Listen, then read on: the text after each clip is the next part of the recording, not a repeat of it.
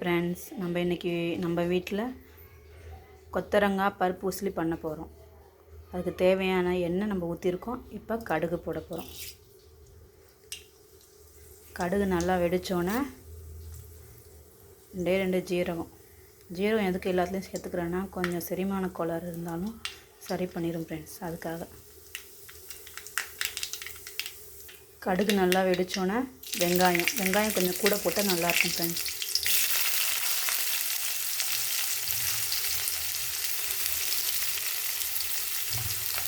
தேவையான அளவு கருவேப்பிலை எல்லாம் வெங்காயம் நல்லா முருவலாக வர வரைக்கும் நல்லா வதக்கணும். உருண்டை குழம்புக்கு வேக வச்சு வச்சுருப்போம்ல, பருப்பு ஊற வச்சு வெங்காயம் பச்சை மிளகாய் எல்லாம் போட்டு வேக வச்சு வச்சுருக்கோம்ல ஃப்ரெண்ட்ஸ், அது மாதிரி அந்த வேக வச்சுருக்க பருப்பை உதுத்து விடணும். பருப்பு உசிலிக்கு வெங்காயம் வதங்கினோன்னே நம்ம கொத்தரங்காய் வேக வச்சு வச்சுருக்கோம். ரொம்ப வேக வைக்கக்கூடாது, சும்மா அரை வேக்காடு, அந்த பச்சை ஸ்மெல் போகிறதுக்காக. அதை இப்போ இந்த வெங்காயம் வதங்கினோன்னு எடுத்து கொட்டிடணும். இதில் தேவையான அளவு மஞ்சத்தூள், தேவையான அளவு மிளகாத்தூள், வெறும் மிளகாத்தூள் காரத்துக்கு ஏற்ப போட்டுக்கணும். உப்பு தேவையான அளவு. இப்போ எல்லாத்தையும் சேர்த்து நல்லா வதக்கிக்கணும். பிஞ்சு கொத்தரங்காவாக இருந்தால் நம்ம எண்ணெயிலே வதக்கிடலாம்.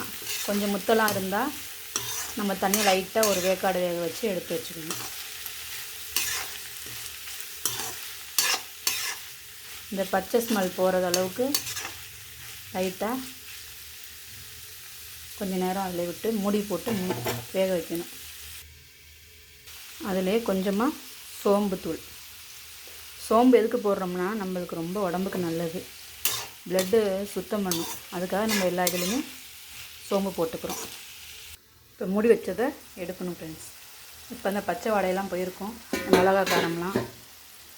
இப்போ நம்ம அந்த பருப்பு உருண்டை வேக வச்சு வச்சுருக்கோம்ல ஃப்ரெண்ட்ஸ், இப்போ இதில் போட்டுருணும். விட்டு போட்டு நல்லா வதக்கணும். எங்கள் வீட்டுக்காரங்களுக்கு தான் இந்த பருப்பு உசிலி ரொம்ப நாள் சொல்லிகிட்டே இருந்தாங்க, பண்ணுன்னு. பண்ணவே முடியல. கொத்தரங்காய் பொரியல் தான் அடிக்கடி செய்கிறது, இல்லைன்னா வறுத்துருவேன். இன்றைக்கி பண்ணியே ஆகணுங்கிற மாதிரி பண்ணுறேன். எல்லாருக்குமே பிடிக்குமா ஃப்ரெண்ட்ஸ் பருப்பு உசிலி? பிடிச்சா கமெண்ட் செக்ஷனில் சொல்லுங்கள். இப்போ நல்லா வதக்கிட்டு நம்ம என்ன இறக்க போகிற நேரத்துக்கு தேங்காய் வச்சுருக்கோம். தேங்காய் கொஞ்சம் கூட போட்டால் நான் கொஞ்சம் நல்லா டேஸ்ட்டு கிடைக்கும் ஃப்ரெண்ட்ஸ். அதான் தேங்காய் துருவி அதில் சேர்த்துக்கணும்.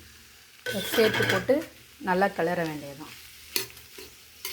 நல்லா அடுப்பை சிம்மிலே வச்சுக்கோங்க, பெருசில் வச்சுக்க வேணாம். அப்போ தான் இதுவாக நல்லா வெந்து எல்லாம் ஒன்றோட ஒன்றா உப்பு உரப்பெல்லாம் சாரும்.